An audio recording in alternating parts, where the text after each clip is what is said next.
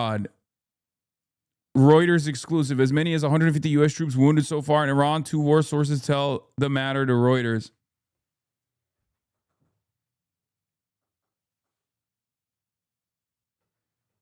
Bro, I don't understand. I don't understand how like, I don't know what's going on. I never thought that we would see like vindication in a matter of days. I don't understand how we are here now. I told you that they were hiding the real figures. I told you that like the Iranian numbers were far too high. It's not 500, right? But the American numbers are far too low. Okay, judging by the strikes and the possible success of the strikes, I told you. I said the Iranian numbers were at 500. That's way too high. But I told you that the American numbers were way too fucking low. Oh my God. Gulf countries hit army personnel and civilian buildings. I know they did. Oh my God. I fucking told you. Rarely do you ever see vindication take place as fast as possible like this. This is like, it's so strange to me. Now, this means casualties. This means wounded.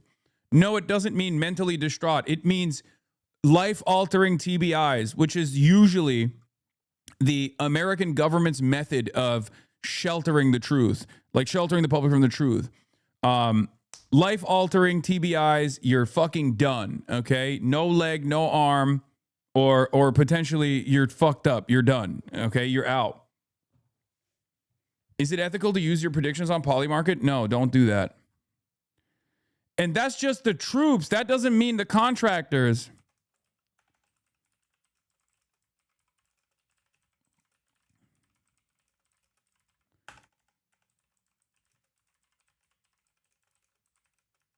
CIA assets in the region. But it was totally insane that the admin thought they could keep these casualty numbers hidden. TBI means traumatic brain injury, so not just having something amputated. Yes, I know. Just started war with 0 OPSECs. Bro, they literally started bombing Iran, thinking that Iran would not be able to retaliate, thinking that Iran would never retaliate against the American bases and the American assets in the fucking region. And Iran immediately started retaliating against American assets in the region. They were like, whoa, whoa, whoa, what the fuck are you doing? You're not allowed to do that. Hold on. How are you pushing back? How are you fighting back? This is not allowed. And they were so confident in their force projection capabilities that they literally thought Iran would do the same like strategic restraint that they've demonstrated over and over again. Well, guess what? You shouldn't have fucking killed the Ayatollah. Again, another thing that I mentioned over and over again. The most restrained dude in the Iranian government as far as like wanting to deal with the West was the fucking Ayatollah. Now you killed the Ayatollah and all the older IRGC generals twice. Now the guys that are still in charge, now the guys that have like gone up the ranks are motherfuckers who want to fight. Ali Khamenei was the reason for the strategic restraint method that you saw from Iran. You killed him. Now the safety rails are off. Okay? Now they want to fucking fight. Now they actually understand. Now the people in power within the Iranian power structure, which is supposed to be a three-party, like, there are 3 people that are supposed to be in charge of the Iranian government currently. But the reality is, it's not those 3 people that are in charge of the Iranian government. The Iranian military response is, as far as we know, still not centrally commanded at all. They're still operating on the contingency plan that they had, the decentralized mosaic defense structure that they've created, which means the IRGC is in charge. And we don't even know if the IRGC has some kind of centralized control, considering that their strike targets change over time. I suspect that there is some kind of central control. But basically, You killed all the old people that were totally fucking invested in dealing with the American government. And now the ones that remain within the IRGC are the hardliners that understandably do not want to deal with the American government because they've seen only death. Why would you ever trust the Americans to negotiate ever again? You did this twice. Twice. Here's the thing. The reason why this is happening, the reason why the casualty numbers are so fucking high, and the American government thought that they could hide this, and it was obviously a number that you cannot fucking hide at all. I swear to God, you said this would happen months ago. Yes, of course.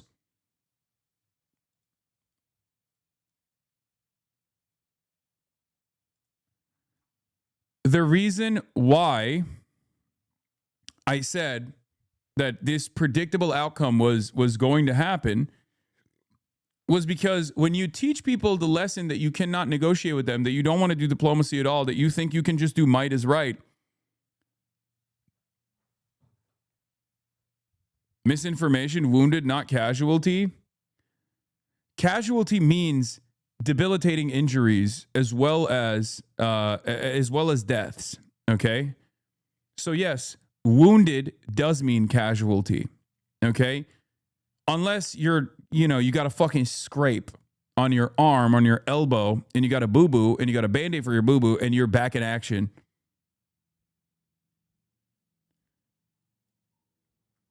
That article is from years ago. I Googled it, misinformation. I demand an apology. The Reuters article was from 2020.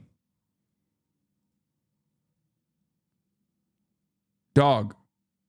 This is Phil Stewart, chief national security reporter of Reuters, that tweeted this.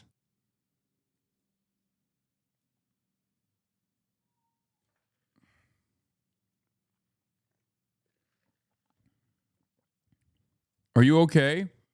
Check the article date. You think Phil Stewart, the chief national security reporter for Reuters, is not revealing new brain injury article? Dog, this is not an article yet. He's tweeting it out.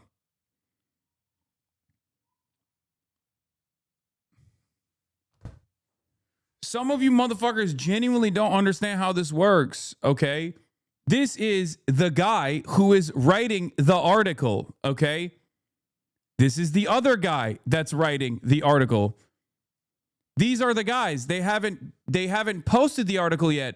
They're basically promoting the article that is about to come out. They're breaking the story. They're breaking the story on Twitter. This is part of the reason why I still stay on Twitter, right?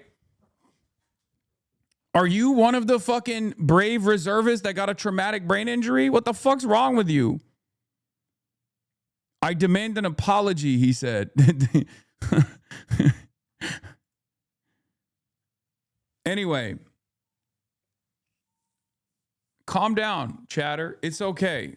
Just think about why you reacted that way, though. What kind of blocks, mental blocks, do you have that cause you to react this way to information that actually shocked your conscience so hard that you went, this has to be fake news. I'm going to now dig deeper and try to disprove that it's fucking fake news. Iran Live. Marcus bet that Trump will end war soon despite threats from both sides. U.S. military has not escorted any ships through the Strait of Hormuz, which is another fucking L. Exclusive up to 150 U.S. troops wounded in Iran war, two sources tell Reuters. That's another fucking lie. Nothing is going well. Everyone is presenting this as like America's doing incredibly well. The reason why they can't reveal the actual casualty numbers is because they do not want Americans to find out that there's 150 people who have now had life-altering injuries as a direct consequence of going to war for Israel's sake, okay? Because even the dumbest people in this stupid fucking administration understand how insane that looks, okay? That's why. That's why they have to hide the numbers. You don't want fucking caskets. And that's not even counting I'm telling you right now, that's not even counting contractors, which they can hide the death numbers on. And that's probably not counting CIA assets either. So that number that you're hearing is probably the lowest number of casualties that we have seen so far. The administration had to reveal the deaths initially. I suspect that there are probably a far greater number of wounded in operation, wounded in action, and maybe even a larger number of troops that were killed in action as well.